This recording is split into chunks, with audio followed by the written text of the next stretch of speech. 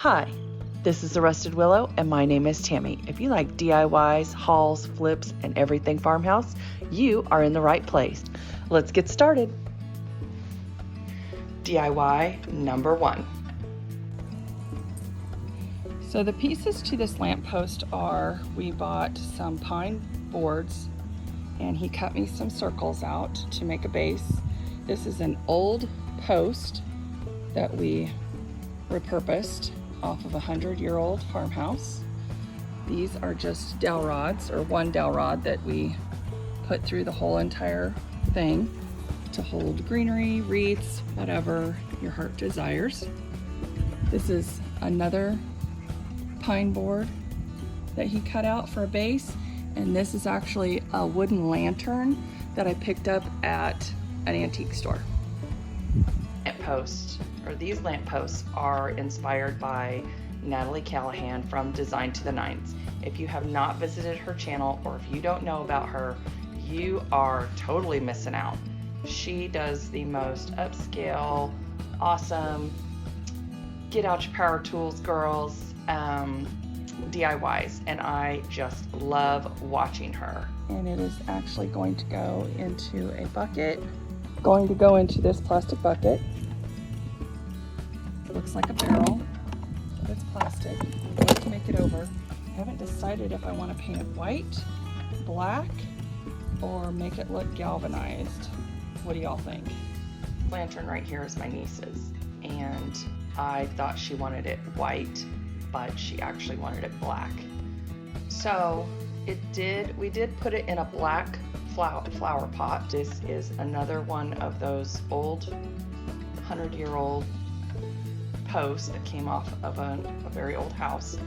The lantern we found at an antique store, and it has metal embellishments on it, and it's square, where mine was round, all wooden, and it was put together the same way. I'm not going to give measurements because it depends on what kind of flower pot.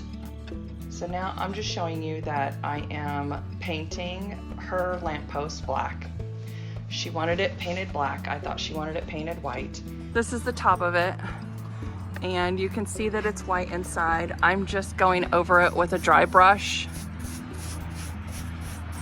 and what I'm using is Rust-Oleum. I used Rust-Oleum black spray paint flat for the bottom, and I'm using flat Rust-Oleum Ultra Cover paint for the post and the lantern.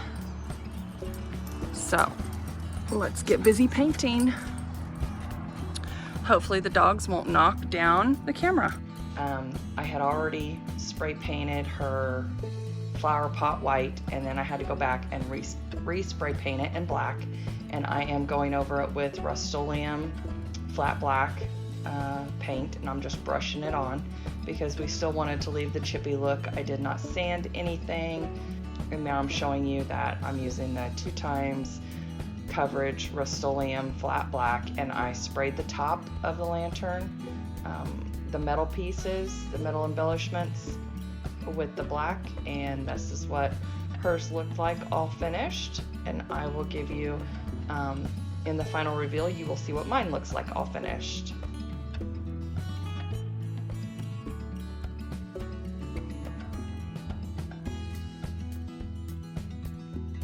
If you are returning, thank you so much for your support. If you are new here, let's get connected. Don't forget to like me on Facebook, Instagram, and Pinterest, and hit that subscribe button. Ring that little bell so you are notified of new uploads every time I upload a new video, and don't forget to like and share. Okay guys, this video is in collaboration with Sammy at Unicorn Dustin Designs for Try It Tuesday. Here is a sneak peek of her channel. If you do not know about Sammy, please go over and visit her channel and tell her Tammie sent you. She has some awesome DIYs. She's super nice, and I'm super excited to be included in this. Sammy's co-host this month is Rebecca Virginia DIY, and here is a sneak peek of her channel. If you have not visited Rebecca, go over and check her out. I will leave a link to their channels down below, as well as the link to the playlist. So guys, go over and check out their channels, and don't forget to click on the playlist and watch all the amazing creators and what they came up with this month. We are celebrating other creators by participating in this Try It Tuesday. Now on to DIY number 2. This DIY was inspired by Brandy Jackson. If you have not seen her channel, she duped a Pottery Barn paper mache bowl, which they retail for $200+. I don't know why.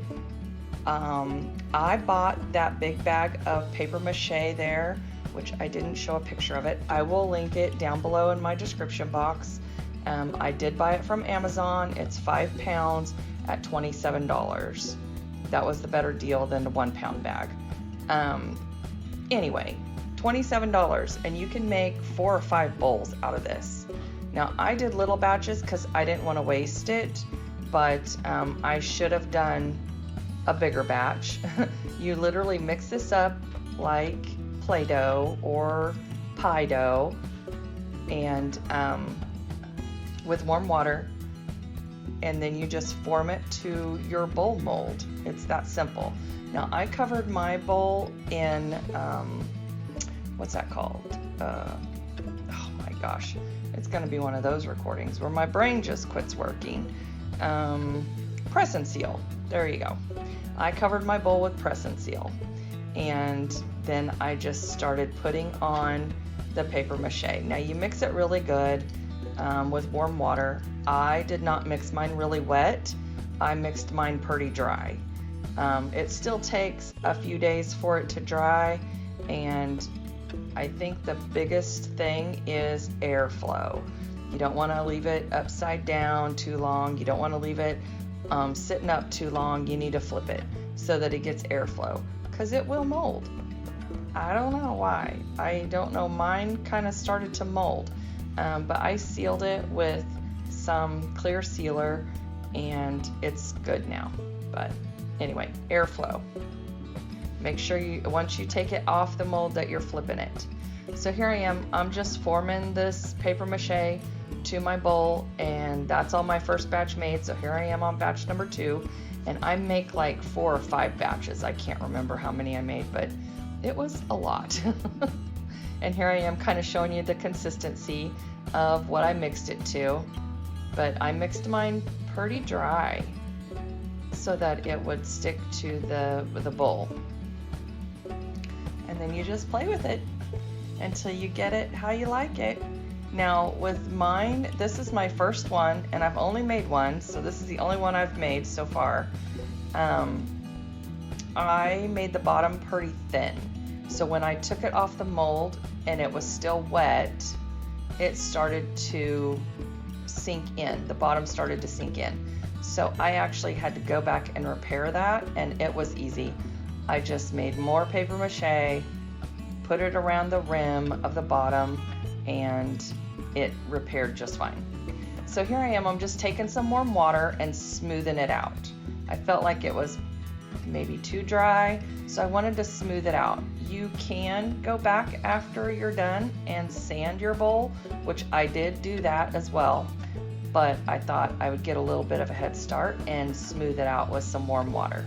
And now I'm just making the base of my bowl, and I basically just took the paper mache, rolled it like a snake, and then formed the bottom of the bowl. And I'm taking it off the pan because I couldn't get the rim of the bowl very well when it was on the cookie sheet, and I wanted to be able to make a rim to my bowl. So here I am. I just took my spatula handle and drew a line, and then started forming the rim of the bowl. I didn't measure, I just eyeballed it and just kind of went around in a circle and formed it. It's not perfect, and it's not supposed to be, so it was fun. It was very fun to get your hands dirty and form this bowl. I can't even remember the last time I did paper mache. I was trying to think, and it kept trying to slide off the press and seal. So I had to keep sticking it back up on there. Yeah, if you go to Brandy Jackson's channel and you watch her make her paper mache bowl. Okay, so there's my paper mache bowl. That's how it turned out. Super cool. And now I'm going to paint it. Some people paint these with like 5 different colors. I'm not doing that. I'm gonna paint it with dirt because that's all you need to do to get it to look like the dupe is rub some dirt on it. And that's what I do. I get the dirt a little bit wet and I just rub some dirt on it. And it looks exactly like the dupe. I'm not gonna paint it white. I'm not gonna paint it gray. I'm not gonna paint it 3 different shades of gray and then some brown, and I'm not gonna do all that. Nope, nope, there you go. Looks exactly like the dupe. Now I did get a little bit dark, so I do go back and sand some of that off, and it wipes right off. It's dirt, y'all. You rub it on, you wipe it off. DIY number 3. This DIY is also inspired by Natalie Callahan at Design to the Nines. She is one of my all-time favorites. I have several all-time favorites, but she is one that I started watching right when we got sent home from work with COVID, and I just happened upon her video and I was like, oh my gosh. And then I watched her every day. And then I went back and watched all her old videos and I was just like, oh my gosh. And then I started making some of her stuff. I've made a lantern. I've made a hanging light for outside out of tuna cans. I have made wood round signs. I have printed off all her free printables. So if you have not visited her channel, you need to, because she's got a ton of free printables for all seasons. So you need to do that. And her Way Cold Dirt Cheap series, love it. It's my favorite. Okay, so I got this sign 90% off at Hobby Lobby. It was $17.99, so I literally got a whole bunch of them, I think like 4 or 5, for $1.79. And these are big. These are big signs. I know you guys have seen them. They've been around for a long time. Anyway, so what I did was I just painted the base coat white. I gave it 2 coats of Waverly white chalk paint, and now I'm painting on some gold. And you can use pure gold, 14 karat gold, any kind of gold metallic paint you want, because that's going to be my undercoat, and I'm going to do like a reverse stencil on the top. So this gold I could not get to cover. It took me like 5 or 6 coats. I don't know. Anyway. And I used my heat gun in between, which I like using my heat gun, but I feel like when I use my heat gun, my paint doesn't cure as well. So it comes up or flakes off or chips or pulls up. So I really don't like to use it unless I'm in a really big hurry. Obviously, I was in a really big hurry. So I am marking my center because I want my center line to be red.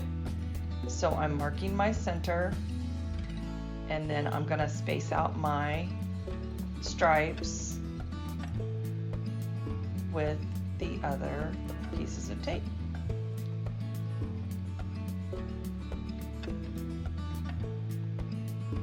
And guys, Brandy Jackson and Natalie Callahan's channels will be linked down below, as well as their videos of what inspired me to make these items. So on the edge of this tag, I just kind of move out. It didn't come out exactly, so I just kind of move out the last stripe to where it lines up perfectly on the edge, and then I move the other pieces of tape just to make sure that it looks like it's spaced correctly. See, that one didn't look like it was spaced correctly, so there you go. Now it's perfect. I'm gonna do, well, nothing's ever perfect with crafts, right? So then I just go over my tape with the base coat so that there's no bleeding. So this is one of Natalie's tricks, which it's I love it. I do it every single time. Every single time. So I'm just sealing the edges with the white Waverly chalk paint. And then I'm going to use 2 coats of red, and my favorite red color is from Lowe's, and this red is beautiful. It is called Spanish Tile.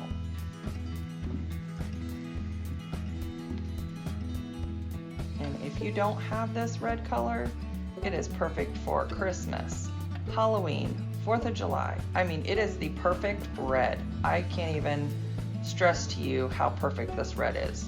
It's called Spanish Tile. And I go and get, I just got this sample. I think I'm actually using the old jar because I'm using every last drop of this paint, guys. I am not giving up any paint because I love that color so much. Look at those stripes. Isn't that so cool? I love how it comes out so clean. Love it. Oh my gosh. Do y'all sing when you talk? My husband doesn't like that. He always looks at me funny like, what are you saying? Okay, back to this DIY. So I taped off below the gold, and now I'm just gonna go back and seal the white and the red just to make sure that there's no bleeding when I put on the top color. And I do 2 coats of the white, 2 coats of the red, and I think I did like 5 coats of the gold because it just was not covering. And if I would not have painted the whole thing white, it would have taken forever to cover. And my red wasn't dry, but it doesn't matter. It doesn't even matter because you can't even tell when I pull the paint off. You just want to make sure you seal the edges. Okay, so I used my Cricut and I cut a vinyl that said USA. I could have put America up there. I could have put 1776. I could have put anything you want, you can put up there. The font I used was nautical. No, the font I used was nocturnal. And you can download that from defont.com. This is the same font that Natalie uses a lot, and I love it because it's kind of a brush stroke and it just looks really cool, especially when you do a reverse stencil. And I had a problem with, see, my gold wasn't cured, so my stencil wouldn't stick. Anyway, I had issues with this gold. I wasn't happy. It really needed to dry for a couple days. I don't know, maybe it's old. I need some new paint. But I have a crap ton of paint, so I'm using what I got.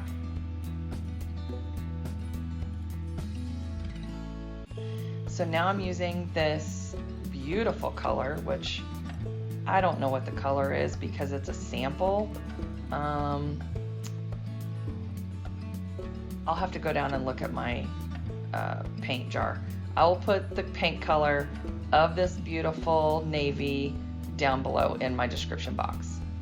But I put 2 coats of this navy. After I went over the stencil, I didn't show it here, but I did go over the stencil with gold to seal the edges. Look at that clean stripe. Now you can see some gold showing through, but that's okay because I'm gonna distress it in gold anyway. And here I take up the stencils. The U is the only one that gave me issues, and you can see right there. But that's okay. I just go back and touch it up, no big deal. So I go back, touch this up, add a washer, and distress the gold around the navy. So here is the final reveal. This is my lantern. I left mine white and I distressed it in elephant and silver lining. Just trying to think if there was a darker color in between. I'm pretty sure I used silver lining and elephant. And I painted it in not the white. cream color. Oh my gosh. Not cashew. I can think of every paint color name except for the one I used. But it's an ivory color. I don't know what it's called. Oh my gosh. Anyway, here's my bowl. I sanded it down in some areas where I thought, but look at that. I love the dirt in that little crevice there. And this is sealed with the Rust-Oleum 2x matte sealer. Just the spray. But I love how it looks. It looks gorgeous. Here's my sign. And you can see I distressed around the navy with the gold. So I love how this turned out. So beautiful. So I am ready for the 4th of July now. Not quite. I still have some more DIYs I want to do. But I love this sign.